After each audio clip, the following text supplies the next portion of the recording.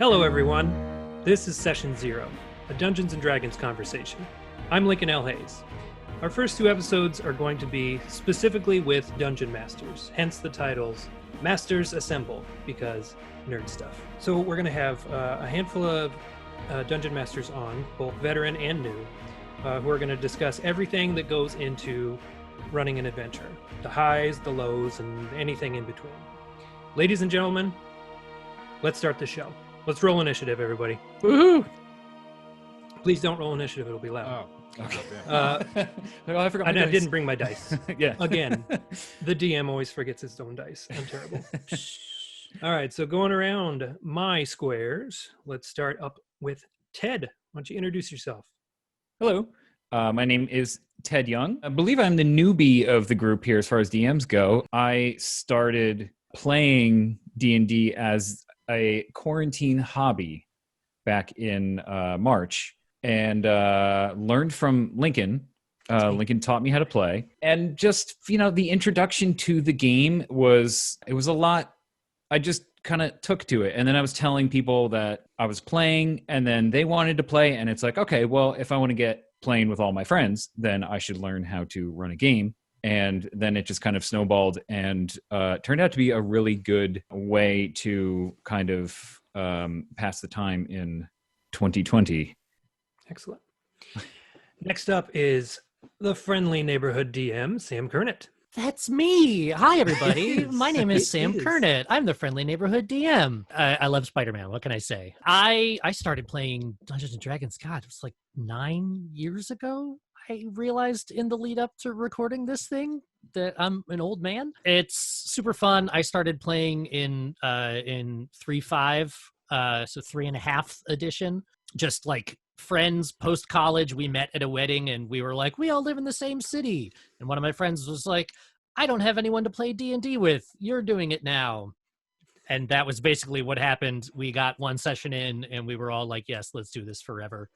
And I now have basically been a DM since that game ended. I got really deep into 5th edition when it came out, and I am currently the dungeon master / producer / do all the work guy for the podcast Improvised Weapons. Fellow podcaster, Erika Ensign.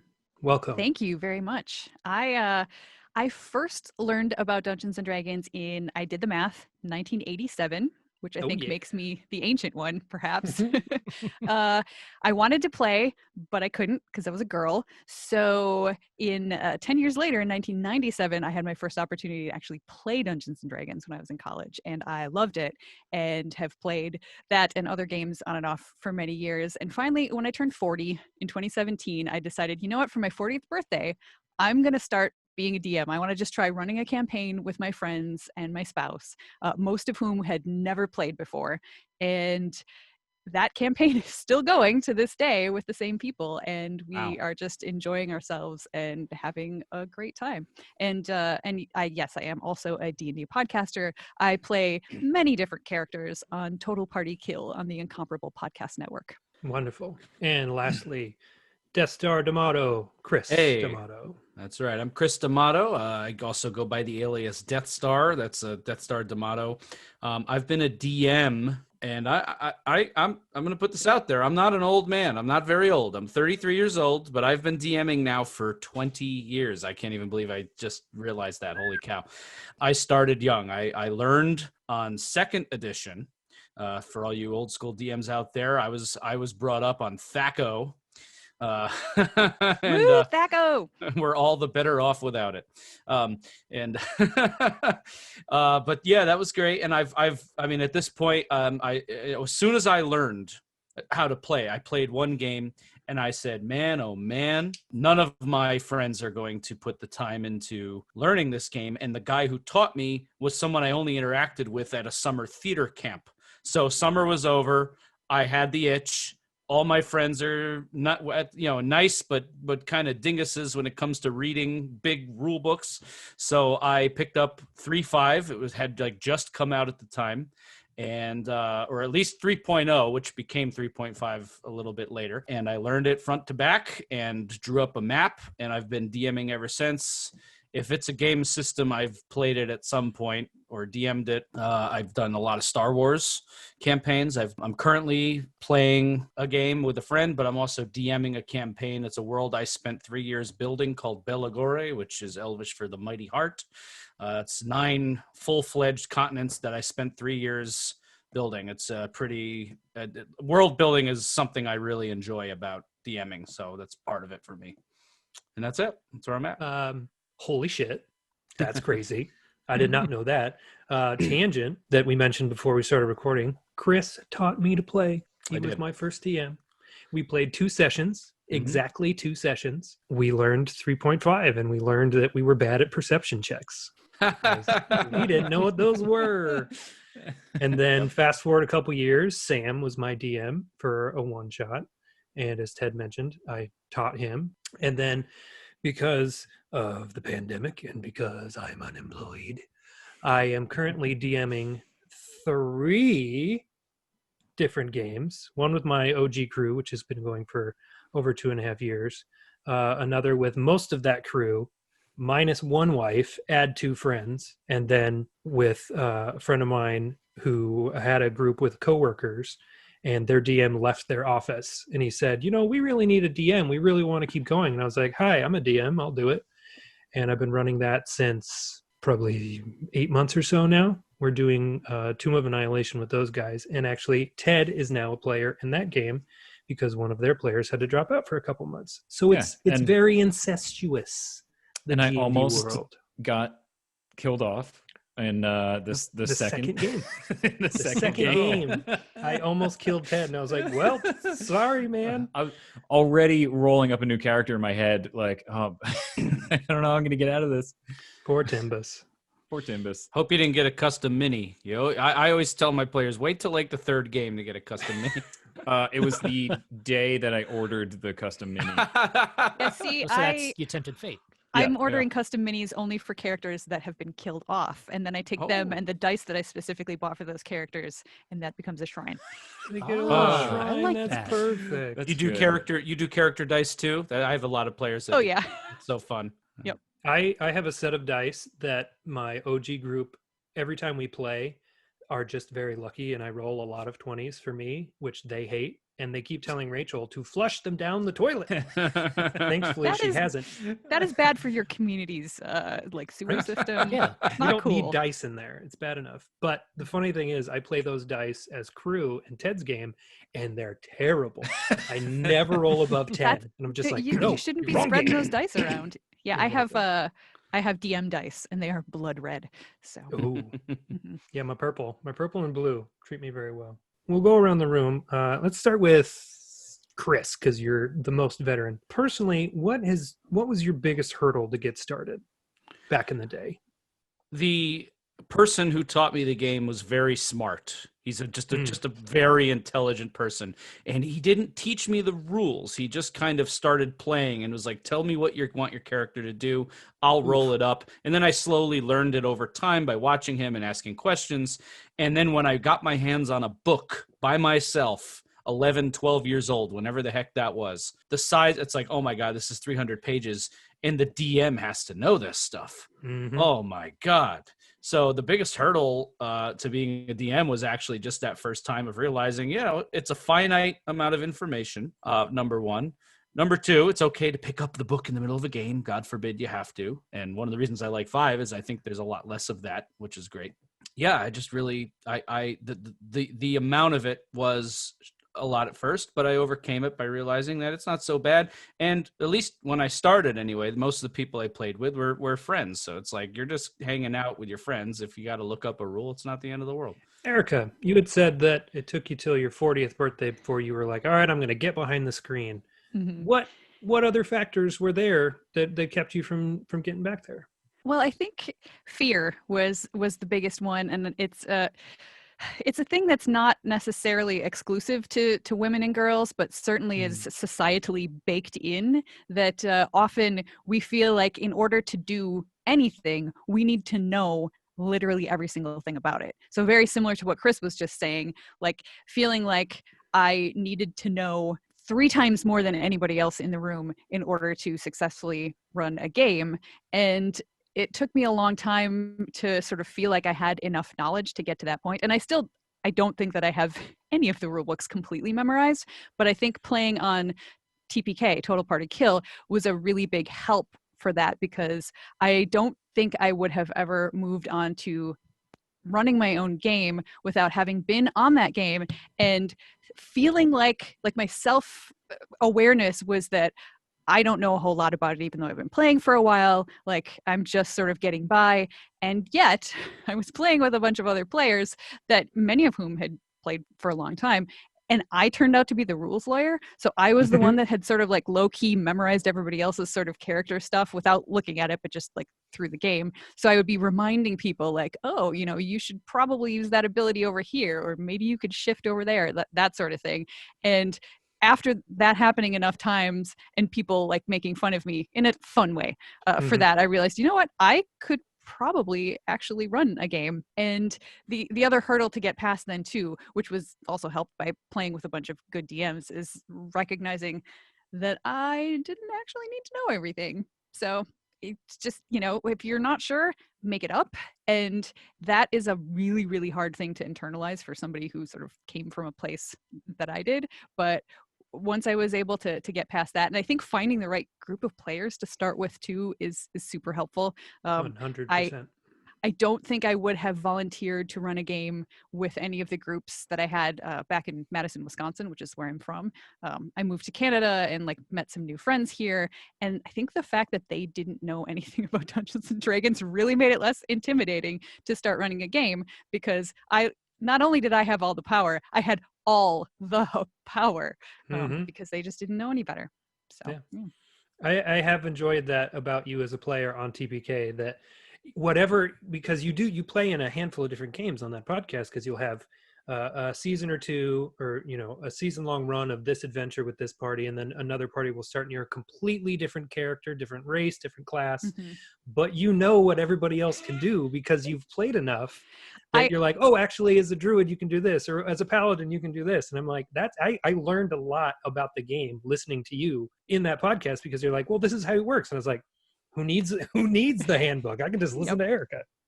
I also edit that podcast. So any episode that I'm on, I'm also editing. So I'm listening to it at least 3 times when I'm doing it, when I'm editing it. And then when it comes out, I also listen to it because it's just fun. So that has helped. But also, like, I keep really good notes. I actually brought here, this is my binder of characters. All of my characters, they each have their own little folder. They each have their own character sheet in there because I'm old school and I need my paper. Love it. Sam, same question to you, fellow podcaster. Are we trying to get to the root of what hurdles were there for playing the game in general, or for DMing in the beginning? DMing. I just want to make sure. For DMing. Okay, cool. Yeah, we'll talk player stuff on a later episode. Just making sure, bruh. There weren't really all that many hurdles for me. I mean, I had played 3.5 when I lived in New York City, and then my wife and I moved up here to Vermont, and I didn't have a game going, and I really wanted to play. I had gotten the player's handbook for 5th edition recently, and I read it cover to cover. And then I had just been listening to the Penny Arcade podcast for when they play all the games at their PAX conferences, and a lot of the first season of Critical Role. And I just sort of like internalized a whole bunch of stuff. Like, you just osmose things as they happen over and over again. And I got to a point where I just kind of sat down. I was like, I know enough that I could run a game. I'm pretty confident in that. And if I don't know it, I have a book. And if I still don't know it, fuck it, I'll make something up. I'm confident in doing that. I get paid to improvise sometimes, so whatever.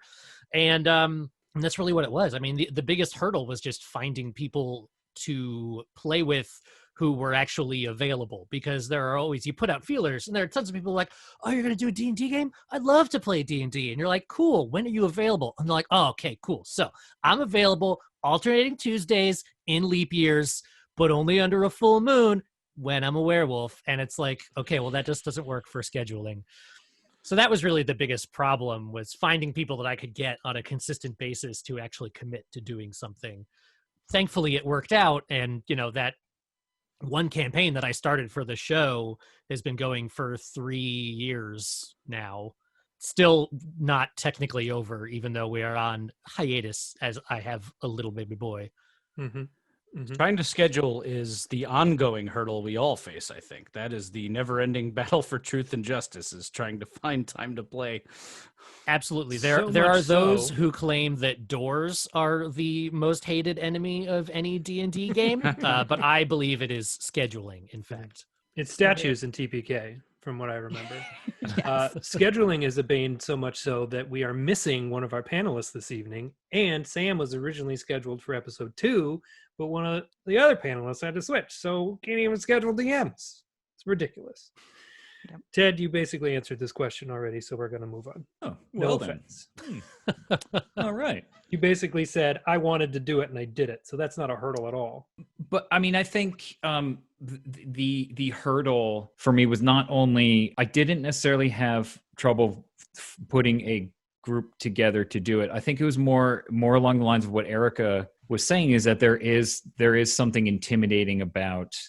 I mean, it's also just, I mean, for me, it was just playing the game to begin with, just about the culture surrounding it. And well, now you're going to DM now, like if the game sucks, then it's on you and you have to fix it. And it's like, I don't want to get my friends together to do this thing that's going to be a really fun time and have it suck and have everybody kind of be bored. So I think basically fear of failure was the biggest hurdle, of fear of not having of not doing it well, or sort of not living up to this standard that's sort of out there.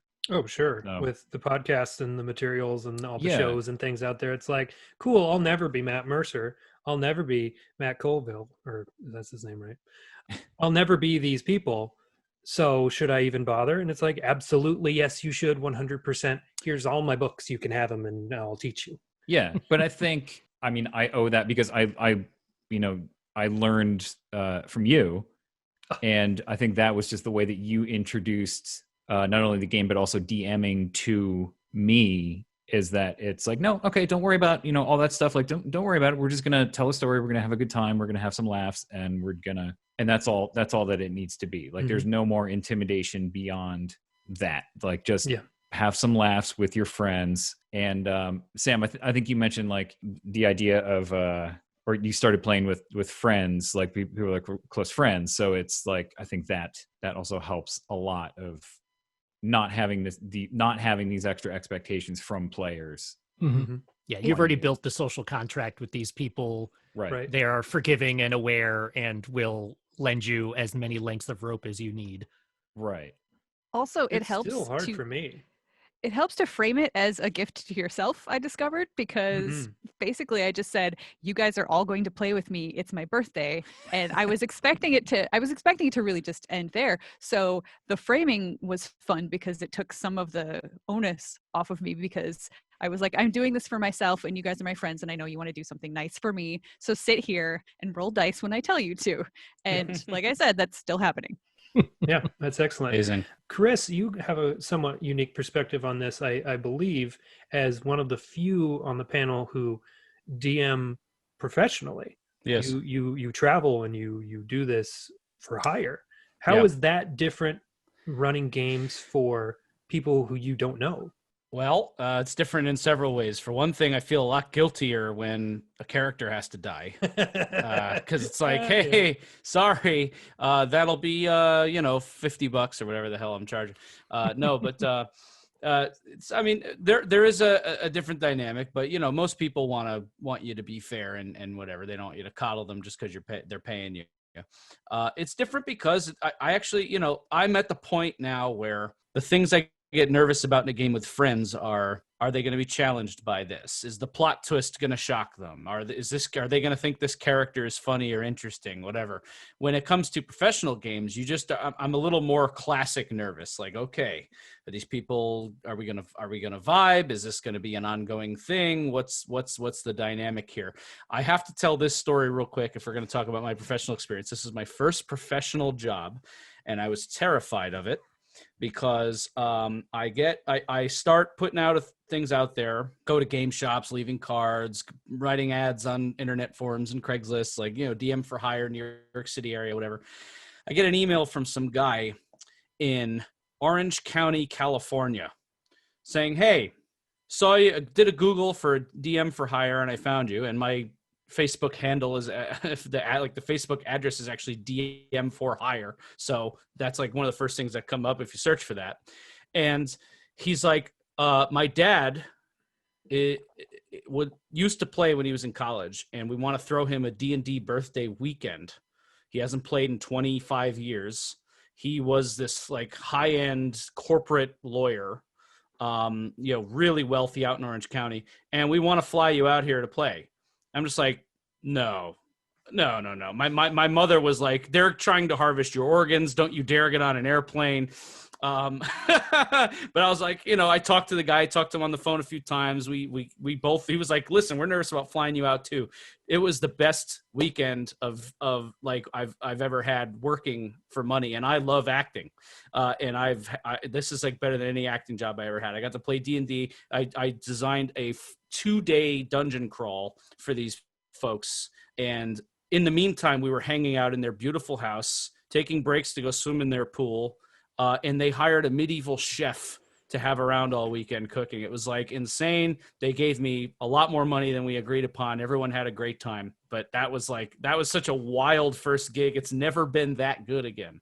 Can I just point out that is not a typical DM experience? So No. please don't think that that's going to happen if you start running games. Just saying. This was like years ago. I've never had an experience like that since. And in fact, even this guy I keep in touch with, but he's just like, he's too busy. He's a multimillionaire, but he wanted to relive his college days for his 44th birthday or whatever. It was fun.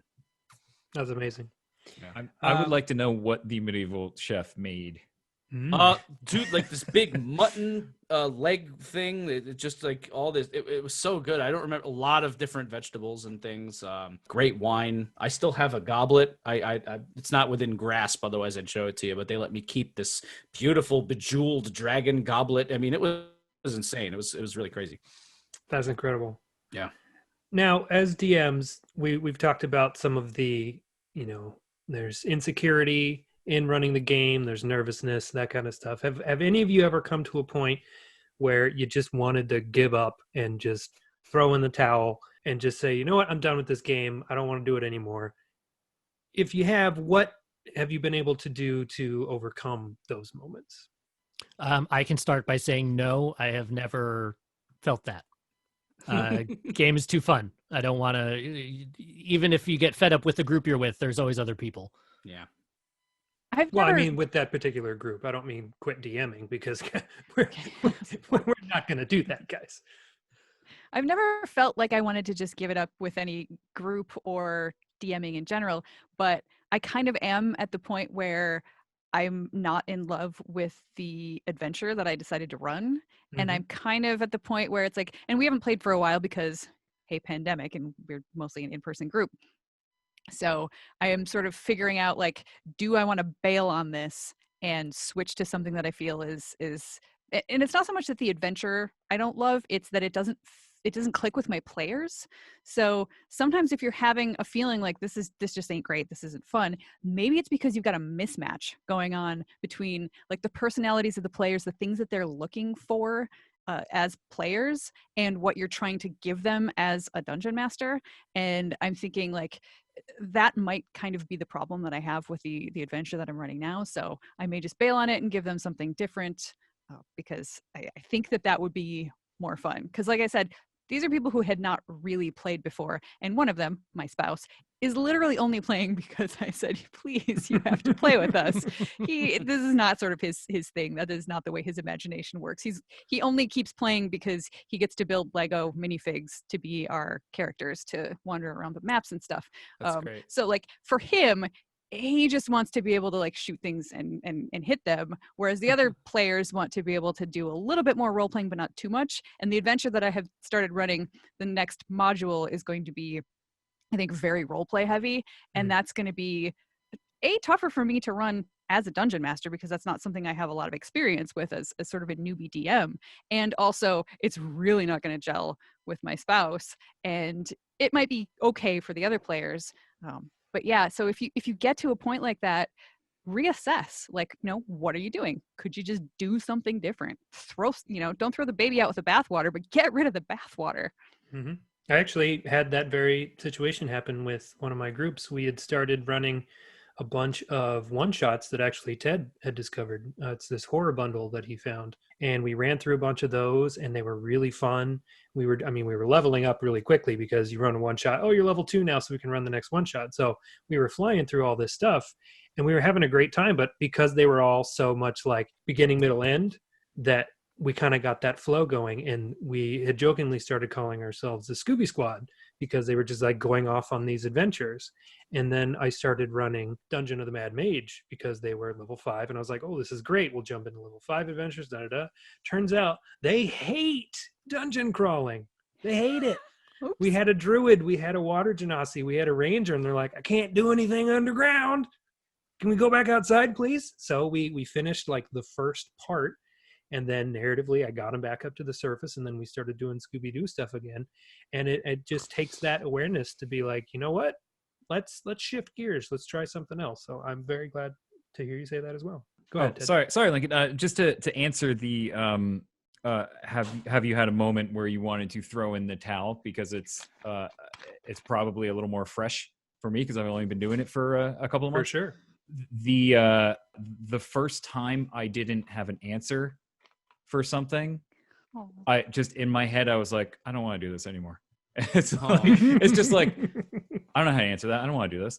And it's like I mean, you all know this, but it's you have to kind of just make it up. Like you have to kind of have, and it doesn't really matter if it's like the right or wrong thing. You have to kind of like just keep going. And it's like, well, it doesn't matter if I have the correct answer for what you're trying to do. It's like it literally like we want to go over there, and I'm like, well, I don't know what happens if you go there.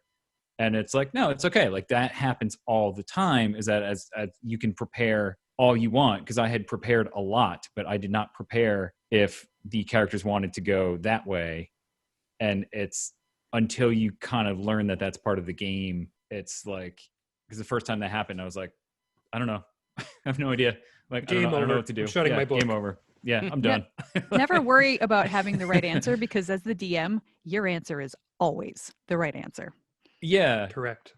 I didn't necessarily know that at first. That's a tough thing to learn for sure. Mm-hmm. And it's taken, I'm second newest of this whole panel, and I still have to learn that. There are times when like I'm about to run Curse of Strahd with my main group, but they're already level 8. So it's like, this is a big sandbox. I don't want to waste time doing all of these side quests and stuff. Oh, it doesn't matter. I'm running the game. I'm going to put you in a place, and I'm going to tell you exactly what you need to do. And if you want to do other stuff, here's all of Barovia. But in the meantime, let's go do the things that we need to do. I had 2 players almost come to blows. That definitely brought that session to a crawl. But no, this is a friendly game. This isn't even a pro game. To make a long story short, these 2 guys that I was playing with were having other personal issues with each other, and it bled into the game. I basically gave one of the characters a dream that left clues as to where certain things in the world that they needed to track down were. And one of the people in the argument wanted to go to those places in the exact, they thought it was so important to go in the exact order it was presented to them. And the other person said, it doesn't matter. We're closer to this one. Let's go to this one. And that stupid little argument over where to go next, something every party has argued about, almost came to blows. We had to stop the game. And I was like, it took the luster out of it for that night. But, these things happen. There's certainly nothing that make me want to give up. Well, great. That actually leads right into my next question. Have you personally had to deal with any problematic players? I mean, you read about it on Reddit and on the forums all the time of, this player did this person was, being gross or like sexually harassing other players and doing all kinds of stuff like that. Thankfully, because my games are friends, and even with Ted's group, I don't know Matt and Andre, our other 2 players, beyond this game. But I trust Ted and I trust Lucy that they're not horrible monsters. So I haven't had to deal with this myself, but I was curious if you all had to even, as something as small as talking to somebody after the game being like, yo, that wasn't cool, or even kicking somebody out of your game? Yeah, I've dealt with problematic players, and I think problematic is a very general term that has a lot of levels and gray areas and all of that. But I had one player who I just noticed over time was he was steamrolling everything that happened. He wanted his character to be the one that was taking point and doing it, even though based on, the numbers behind everything, it was not the best suited for it. Also based on like the established backstory and personality, he was not the best one to do it. But he, the player, was just so excited about the game that he was like, I want to do everything. And all of the other players, it was just one of those things where they would never have said anything about it, but I could read it on their faces that they were like, I wanted to do that, but I'm not going to make a big deal about it. So I invited him over like a half hour early before our next session. And I was like, look, I just want to talk to you about this. I love how enthusiastic you are. You've got a lot of great ideas and everything, but you got to remember that if it's a 4-person party, you are 1/4 of that party, and everybody needs a chance for their characters to be able to do something. You are naturally a little more extroverted, so you're coming on very strong with all of that stuff. But I want everybody to feel like their characters have a lot of agency and that they're not all just like following along after you. And that worked. And thankfully it was, like I said, it was something that was born out of exuberance and not, it wasn't from like a malicious place. It wasn't like, I hate the other 3 people here, so I'm going to overtalk them so they never get to do anything. He was just like, I'm so excited, I got to do all the stuff. So that worked out pretty well. I think in general, having a like frank private conversation should always be the first thing you do. And 9 times out of 10 will solve your problem. And depending on sort of like the level of self-awareness of the person, you can, and this is something I haven't dealt with as a DM, but I have as a player, that sometimes the DM just sort of being like, to the quieter members of the group, like, oh, so-and-so, you haven't said anything for a while. What do you think about this? Or even like, it just to the person who's doing a lot and being really loud, just being like, okay, cool. Now, you've gotten to do a bunch of stuff. So let's turn to so-and-so and see what so-and-so wants to think. And not every person is going to be able to like pick up on that. So it may be better and more diplomatic to have a private conversation with them, which like I salute you for. That's awesome. What a great way to deal with that. But if you can manage to squeeze it within the game itself, you can sometimes avoid having those awkward conversations if you are somebody who is deathly afraid of awkward conversations. Yup. Yeah. Feel the same way. Try to avoid confrontation at all costs. So if you can, go get him. But yeah, I found that working it into the game is probably the best way to do it as well. I've not had anything I would describe as overtly a problem. Somebody who was really just being nasty and volatile just for the sake of it. The 2 examples I'm going to give of issues that I've dealt with more than others. One is when you're dealing with a pre-established universe like Star Wars, for example. I get this a lot in my Star Wars game. You get metagaming. You get people who are making decisions or doing things based on their knowledge of the Star Wars universe rather than what their characters know or what they have been presented with. You find a helmet that's a Mandalorian helmet. Maybe it's Boba Fett's, but maybe you don't know who Boba Fett is. He's famous to us. He may not be famous to you. It just sort of all depends. There's a lot of little ways. Chewbacca may be hard to distinguish from most other Wookiees if you've never seen a Wookiee before, that kind of thing. So that metagaming is one that I'm kind of a stickler for, and I try to prevent and call out if I see it happening. The second thing, and this was if I ever do a game that has a competitive or potentially player versus player element to it, those get tense.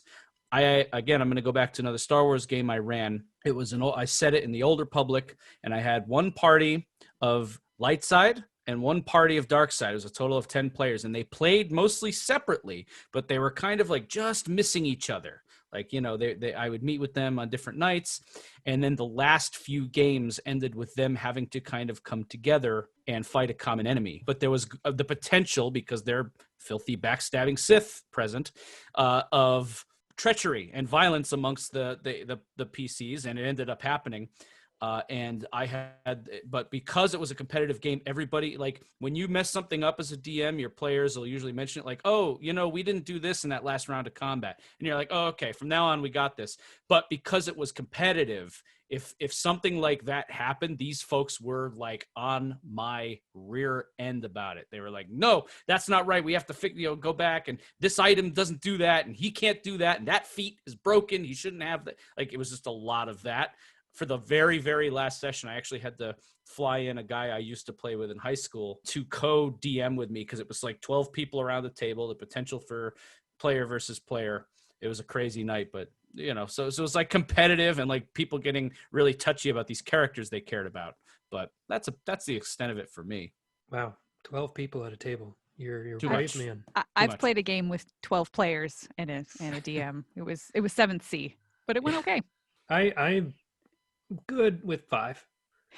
I have more than 5. I'm just like, who's talking? What world is this? Who am I? A friend of mine, for the night before his wedding, his brother ran a 5e one-shot with 17 people. Jesus. We were all playing kobolds, so we all had like 5 hit points. It was bananas, but it was so much fun. Oh, that would be fun. Erika, you guys played a system that I don't remember what it was, but basically you were like one-shot kills, and you could hear it. They're like, we have a bunch of characters prepared, and anytime someone died, you just heard, all right, now I'm Squiggy. Squiggy's going to do this. Oh, now I'm Jefferson. What system was that? That was Dungeon Crawl Classics. And and I had not played that before, but the DM just basically sent us 8 characters that were all pre-gen, and it's a very, very basic system. And so like I named mine after all Doctor Who characters from the very first Doctor Who serial in 1963, because I am that nerd. And like, when her died, rip up that character sheet and move on to Orb. And like that was just the way you did it. Which was fun because you didn't actually get attached too much to any of these characters, because you knew they had 1 to 4 hit points and were probably going to die.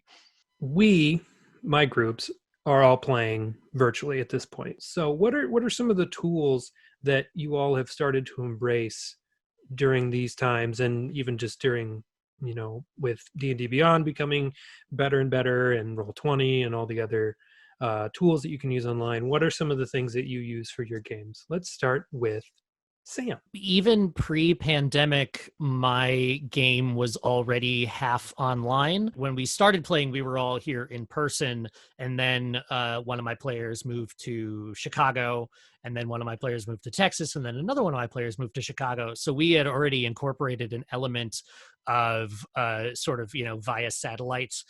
We would have them on an iPad with Facebook Messenger video up, so that we could have them viewing the physical maps that I had on the space on the table in front of us, while the other 3 of us were in person in my kitchen.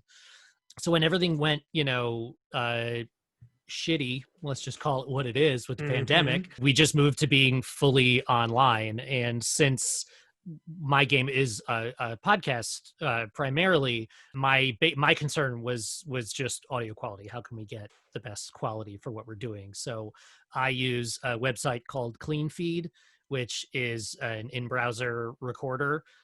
So we all just record directly through that, so I can get their files immediately. It just all records on my end. There's no visual component to it, which is the only thing that's like quasi a downside maybe, but honestly so much of what we do ends up being theater of the mind anyway. And if need be, I will just like throw a map into our private Facebook group and be like, this is the map we're using, guys, reference that while we play. And that's really all it took for us. I mean, I think that one of the best things about the game is that there's no right or wrong way to do it. So you can have any level of physical accoutrement you want, or it can be completely inside your imagination. And it's just whatever level of that you are comfortable with, or what you can cobble together to make work. Yeah, I was also already using Roll20 as a player for Total Party Kill. And all of my players are, we're only 3 households in Edmonton. But actually, one of my other friends is a professor of applied mathematics who specializes in tracking disease outbreaks and kind of got famous writing a book about tracking a zombie outbreak, like mathematically modeling what a zombie outbreak would actually look like. And based on the things that he has said, we are certainly not expanding any bubbles at this time in Canada. So we may probably not be playing in person or hanging out much over the winter.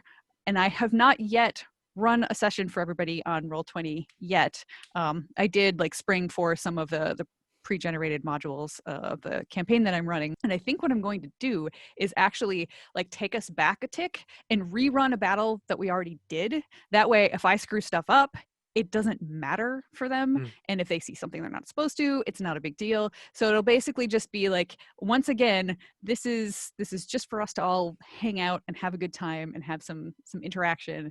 And we're just everybody will be getting to know the controls at the same time, including me. I will do a little bit of work ahead of time so that I'm not completely going in cold. But that is sort of my plan, to get everybody on the same page slowly by redoing something that we already did to get everybody comfortable, and then we'll move on to new stuff once we are a little bit more comfortable with the tools of Roll20. Chris, how are you doing things? Well, this has been really annoying for me because I'm such an old school guy when it comes to D&D. I had to be pushed into miniatures. My whole thing with D&D was pencil, paper, imagination, dice. Let's go. That's all you need. And I believe that. And I'm dying for the day I can get back to a raucous in-person game. That said, I've bitten the bullet, as it were, and I had to learn a lot of these online platforms to do some pro games. So I had already kind of prepared with these tools before. So I was luckily kind of ready to go when this happened, begrudgingly. But Roll20 Foundry is something I've played a game or two on. Foundry Virtual Tabletop. A lot of us, sometimes we just play on Discord or over Zoom and just use an honor system with the dice if it's people we trust. And yeah, that's kind of what I've been doing. Anxious to get back to pencil and paper, though. Ted, tell them how you run our game. We now play over Zoom, and then we have a Spotify playlist playing music in the background that I'll share. I have my cell phone join the Zoom call, and I'll have it over a battle map, a dry erase battle map, and then So I told myself because I started looking at Roll20, and I said, this is a lot of work. I want to focus more on the storytelling. And then what I ended up doing is taking this battle map, and then I cut out little paper tokens as if they were on Roll20. And then I'm moving the tokens around. So I have the camera on the phone on my that's cool. battle map, and then moving those actual little tokens around, which ends up just being probably the same amount of work. But yeah, it works. I mean, the visual, I think everybody responded immediately to the visual thing. And then it's interesting once you bring in the visuals, how people they play differently. Really, it's it's more like I want to go over to that thing rather than trying to talk through how their character is addressing the situation. So it was kind of an interesting thing to kind of start with the mapping setup and bring in more visuals, but it works, and we're having a good time. That is amazing, and I kind of want to try that, especially since, like I said, my spouse only plays because he gets to build Lego minifigs of our characters, and that goes away in Roll20. So I'm like, if I could figure out a way to put a cell phone over the table and do that, how are people able to see on Zoom? Is there a way to sort of make one camera full screen so that you can do that? I'm not a Zoom speaker expert. view. Yeah. Well, it's speaker view, or I guess you guys pin it, right? Because I just leave it in gallery view while we're doing the thing. Mm-hmm. Gotcha. So, Erika, you'll love our setup then, because we actually use Lego Minis over Zoom. Nice. Yeah. My setup is ridiculous because I'm a perfectionist. I use 2 computers. My wife uses her own computer, so we have 3 computers set up on our table. Next to me, I have the dry erase map with all of our Lego Minis. Mm-hmm. Over my shoulder is a webcam on a tripod pointed at the map, so I can do all of the stuff live in real time. So I have my desktop with the webcam doing the map. I have this computer with both of us. I have my laptop running the encounters in D&D Beyond and opening up any tabs that I need to. And then my wife has her own computer running her own stuff. Wow. It's a lot, but I tried to do some sessions early on, Theater of the Mind, and it did not work for my players at all. They spent so much time going, where are we? What is this room? What's around me? How far am I? I was just like, I'm gonna figure this out. And of course I had left a lot of my stuff at one of my players' house because we played there all the time. And then the pandemic hit. I was like, you have my map, you have my dice, you have all the minis. Can I have them back? So we had to arrange a safe handoff back in March. But it's crazy. It's 3 couples, so 2 couples are on each feed in their own respective apartments, and they're constantly pointing at the screen saying, move me over there. And I'm like, I can't see that. Give me directions. So that's been a fun challenge. And we're all really looking forward. One of my players said, I can't wait for us to play again so I can move my own damn character. And I was like, I would love that if I didn't have to, oops, I bumped this. And then of course, Daenerys is jumping on the table and knocking everything over. And it's like, where were we? Oh, I don't remember. But I'm glad to hear that other people are figuring stuff out and trying to use all these tools as well as us. As we're coming towards the end here, let's just talk about some faves and some fun stuff. Chris, you've shared a couple of them, but Sam, Ted, Erika, what are some of your favorite stories from your tables as a DM? Let's start with Erika this time. I think my favorite story is not exactly something that happened at the table so much as the fact that we're still playing when it was really started as like, we had a 4-hour session that was planned, and I thought that was going to be it, and everybody had so much fun that we're still doing it. And not only that, but my friend Annette, who we played at her house for the first time, she's a very like enthusiastic, super creative person, and she decided that like after just a few sessions, she's like, I need to run my own games. So she now runs games for her nieces and nephews, and she has already designed like this whole campaign setting around cats because she has 4 cats and she really loves cats, and it's got like all of this like special stuff, and she's drawn her own maps, and she's very crafty. I brought another prop. She actually made me a DM screen. It is a like castle foam, and this is just the front of it. It actually has hinging sides that open and close. So it's this big castle. She made it out of foam. She painted it. She carved in all of the bricks. She painted the door. She made us a little a logo that says Pro Nobis Omnibus Catus. I think it's We Defend All Cats. I'm not sure. Like I said, she loves cats. And the coolest part is that the inside of this DM screen is painted with magnetic paint.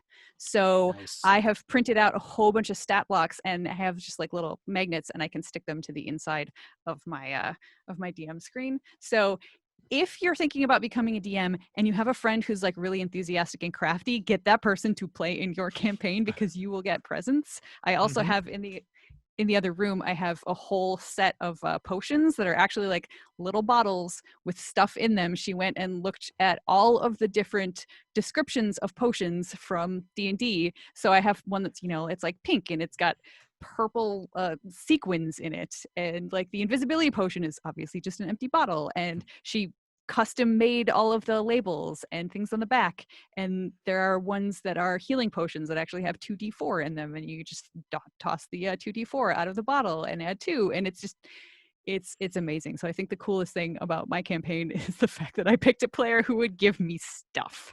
Yes. One of my players is an artist, and he's drawn portraits of all of the party. And on my other laptop, it's our background, the background of all, including my 2 NPCs that have been in the party. And they're so good. For a while, I was using folded index cards to do initiative on my screen. So as soon as I started doing that, he drew everybody's like miniature portrait on their cards. So they're out there, which obviously we can't use during these times. But get some crafty folks at your table. You'll get some cool shit. Well, to just echo what you both said, having an artist in the party is such a treat because I also have one, and she draws these amazing things as they're happening. It's so fun. But I don't know. I have a lot of so many. What's cool about D&D moments to me is they feel they feel as real as real memories. It's like you can see them. You can remember how it made you feel, how it made you laugh. A lot of laughs, a lot of great times. I think one of my favorite things I've been able to do, and my favorite memories of a game, just something that warms my heart to think about, is I had a friend actually who was in my party, one of my best buds, and he died unexpectedly.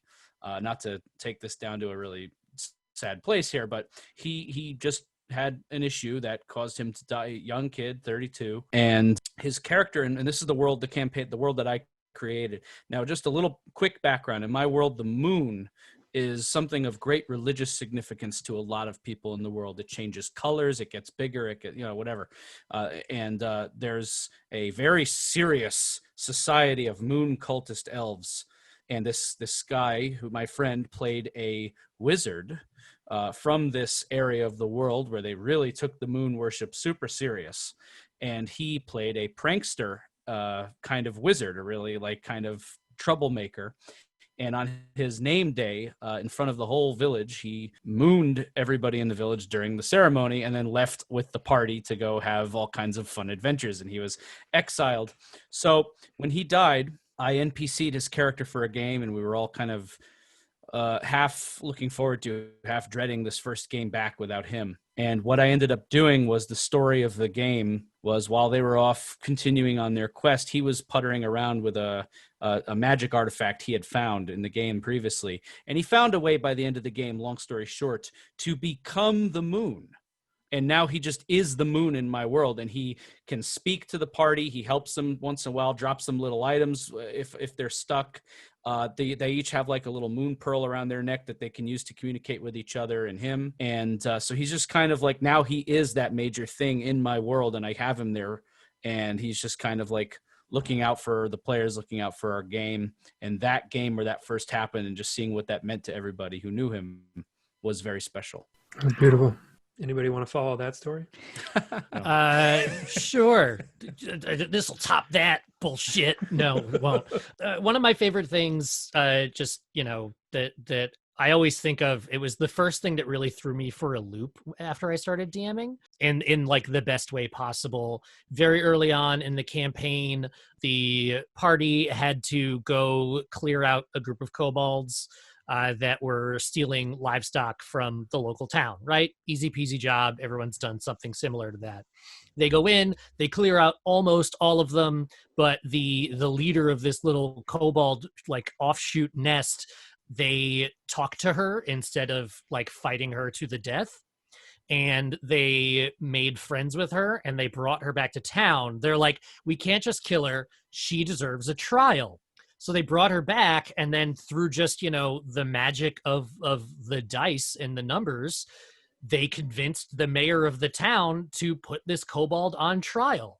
And then they agreed to be her defense attorneys. So then I, as a DM, needed to figure out a system for a court case to work against this kobold that had been stealing livestock and had inadvertently kidnapped a child.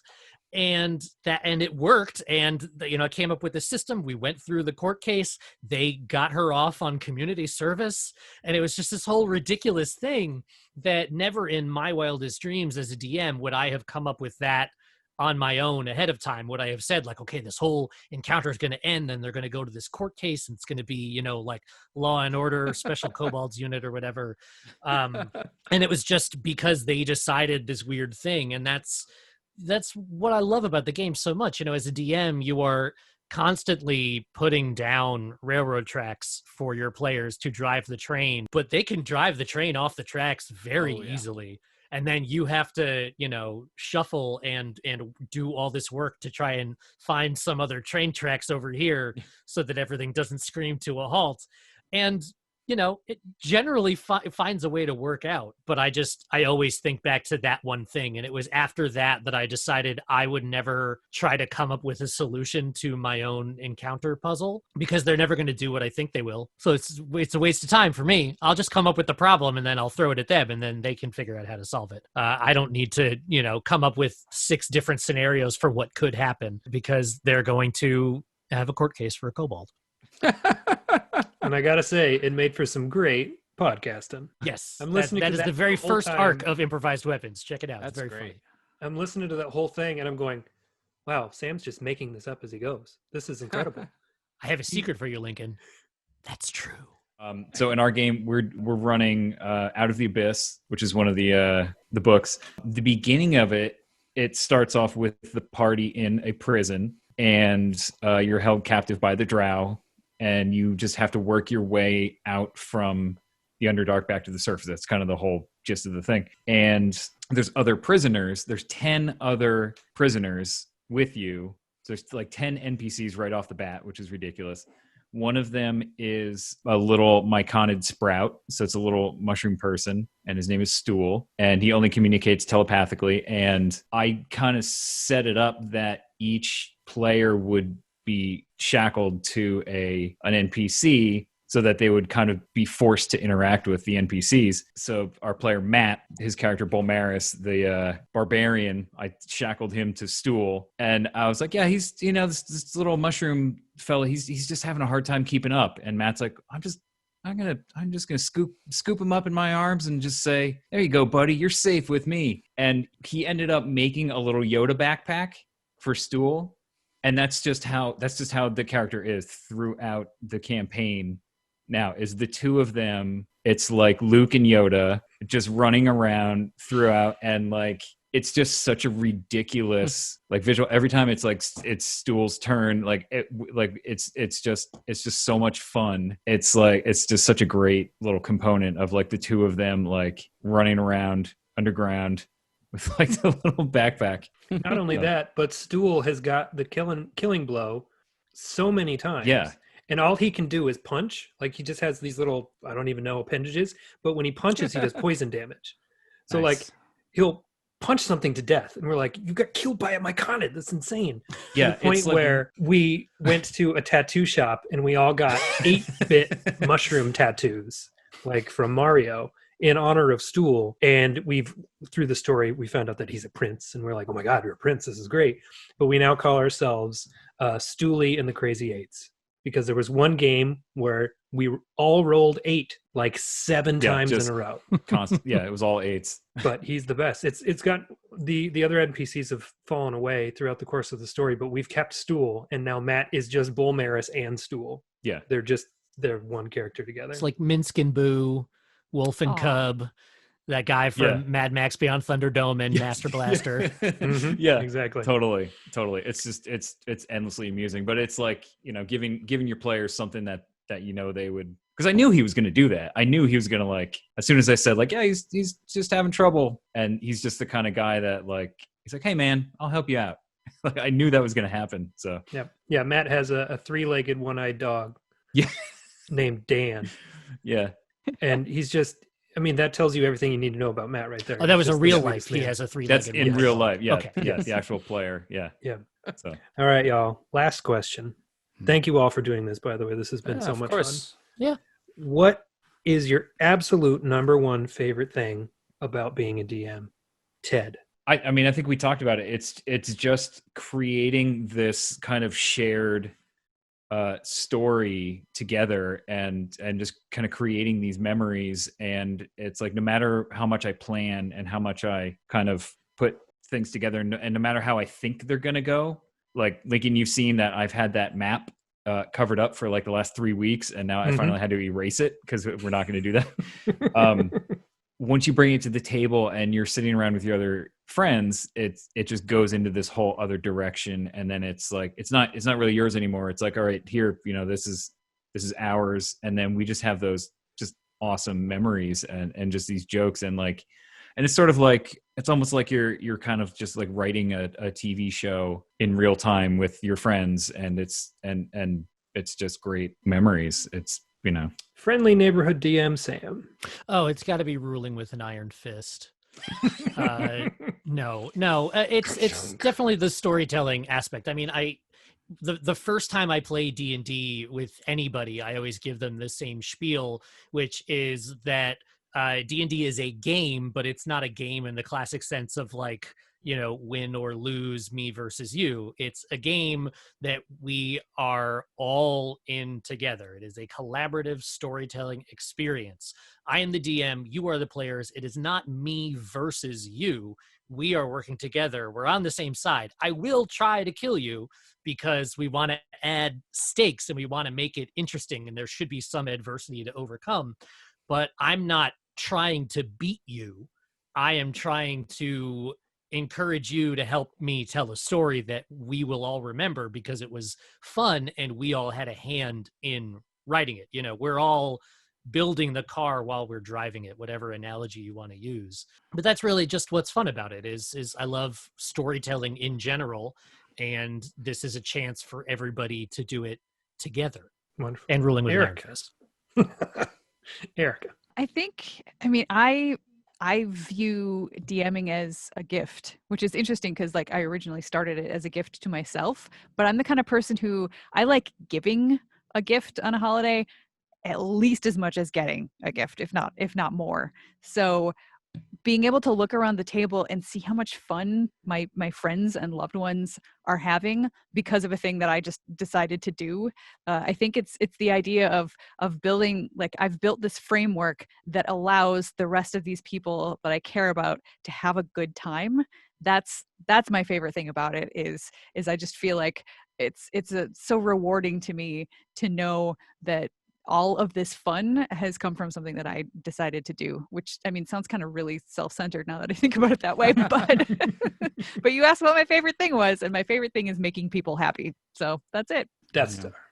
Well, I think we'd all agree that like the storytelling, as has been said many times, the storytelling element. So to just kind of give a little bit of a different answer here, because I fundamentally agree. I enjoy a little bit of the power of it too, because I like a player will get attached to their characters, and I don't mean it in a malicious way, but I like to test the character's mettle. I really like to put them in situations that force them to make interesting and weird choices that you know, what do you do if you have a character who doesn't kill but has to kill to save somebody? That kind of thing. What do you do when you have to stop a lich but the phylactery is someone you love? That, you know, like what do you do? I like kind of enforcing these crazy choices on the players, making and it's all about the payoffs for me. It's about you plan something, you give them the freedom to play, and then you give them the world, and then something pays off. I like to list all my characters for a session, and I like to make sure before I go in that if they don't make a choice that steers them into one on their own, everyone's going to have a moment that's like a really, that's going to make them feel special and attached to their character. And when those moments pay off, when you see a character really feel satisfied by something they just killed or did or accomplished, that is what it's all about. That's the juice that feeds a DM. Thank you all so much for being on the first episode of Session Zero. This was super fun, and this was exactly what I hoped it would be, just a bunch of people nerding out over this game that we all love so much. And thank you all for watching. We're going to have another group of Dungeon Masters for the second part of the pilot episode. Looking forward to that one as well. Be sure to follow the show on Instagram at Session Zero D&D Show. And there's also a YouTube channel, which there will be links through the Instagram. Thank you to Ted for helping set up the call. Thank you to my wife for letting me do this. She's not listening. Plugs, social media handles. Where can people find y'all if you want to be found? Chris. I'll start. All my social media handles are at The Chris D'Amato. Facebook, The Chris D'Amato. Twitter, The Chris D'Amato. Instagram, The Chris D'Amato. I'm sporadically active, so you're going to get what you get out of those. But for my DM pursuits, you're going to find me facebook.com/DM for hire. Again, I don't post it very much, but if you're looking to hire me, I mean, we can talk. I haven't done a pro game in a while. I think a lot of people learning how to play online has dulled the market there a little bit, but I don't need it. It's a side gig. One big plug, the big project I'm working on right now that I started over quarantine is the Sopranos podcast. It's an episode by episode deep dive. Myself and two other Italian-American storytellers, writers are going episode by episode through the Sopranos. We've gotten a lot of great feedback. We have really solid numbers. I'm happy with the way it's going. We're all super fans of The Sopranos. It's like our number one passion in life other than D&D. And we just kind of nerd out over it and have really in-depth discussions. It's meant to be a watch-along. Not at the same time, but like you watch an episode, listen to the show. It's a supplemental kind of deep dive there. going into the characters' themes. So check that out. That's The Sopranos Podcast. We're on Facebook, we're on Instagram, we're on Twitter, available on iTunes, Spotify, and Google Podcasts. Thank you. Glad to be here, Lincoln. Erika. Well, I can be found on Twitter at HollyGoDarkly. That is my Twitter handle. And from there, you can find links to a bunch of the stuff that I do. In addition to Total Party Kill, which I've mentioned, that's at TPKill. If you're interested, I'm on a lot of shows on the Incomparable Podcast Network. I have a hockey podcast called Beginner's Puck. I also have a show about Winona Earp called Earp Chirp. I have a show with my husband about Doctor Who called Lazy Doctor Who. I'm probably most known for my main Doctor Who podcast, which is called Verity, which is 6 women from across the globe talking about Doctor Who. And I also have, a show about The Prisoner, the 60s weird spy-fi show from the UK. There's a pretty much complete now show about Babylon 5 called The Audio Guide to Babylon 5. And there's a couple other, and I just started the Saga of Rereading Epics, where another friend and I are going through Julian May's Saga of Pliocene Exile and Galactic Milieu series and looking at them from a 2019-2020 perspective. And then there's a couple more podcasts that will probably be launching soon-ish. So yeah, I do a lot of podcasts. Holly Go Darkly on Twitter is probably the best place to start to find where all the rest of that stuff is happening. And sometimes she sleeps. Occasionally. Sleeping is overrated. Many places. You can follow me on Twitter at the FNDM for Friendly Neighborhood DM, for mainly D&D based musings. You can check out my podcast, Improvised Weapons. Check that out, Improvised Weapons. We are on all the things. There's over 150 episodes of actual play D&D fun for you to check out on there. Follow that on all the things, your Facebooks, your Twitters, your Instagrams, at IWVTcast. I have another podcast called What is Fun, where I play a robot sent back in time from the future after the fall of humanity to figure out this weird emotion you humans call fun. It's an interview-style show that I really enjoy, and that is, again, What is Fun on all the things, What is Fun Pod on all of the socials. And if you are interested in looking at pictures of either my very cute 5-week-old baby or the many D&D miniatures that I paint, you can follow me on Instagram at Feel the Kern, FeelTheKurn. And that's me. Ted. Yes, I do not have a podcast. You gotta get one, Ted. I know that's what all the kids are telling me. Podcast, dude. I have enough for both of us. Okay. You got it covered.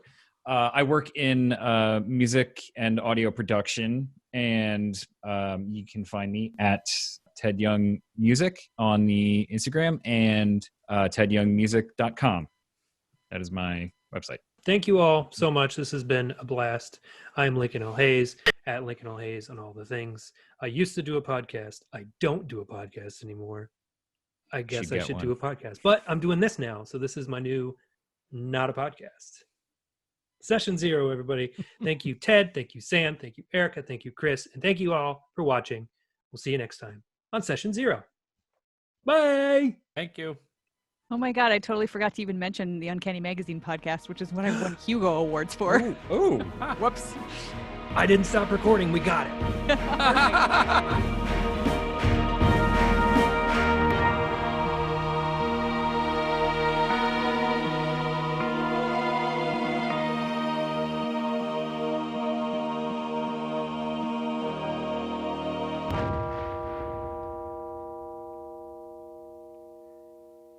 Hey, it's me again.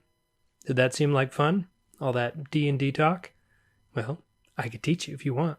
Just go to my website, lincolnlhayes.com/storytelling, and take a look. I can teach it a couple hours, run through the basics with you, do a small session, see what you think. I can run it for just you and a couple friends, you and your family, you and some coworkers. What do you got to lose? If you don't like it, it's one night of TV you don't watch. But if you do like it, you have a hobby you could play for the rest of your life. Sounds good to me. Head over to my website, lincolnlhayes.com/storytelling. Let's chat. And thanks for watching Session 0. See you next week.